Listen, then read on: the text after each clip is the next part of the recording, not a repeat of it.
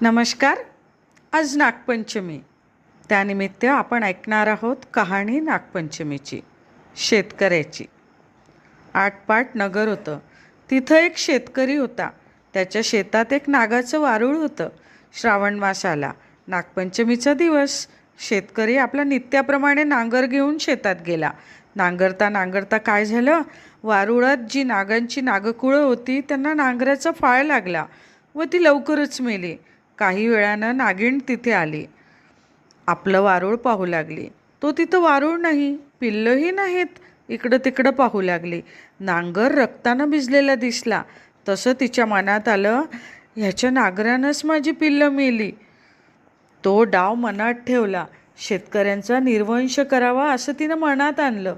फोफावतच शेतकऱ्याच्या घरी गेली.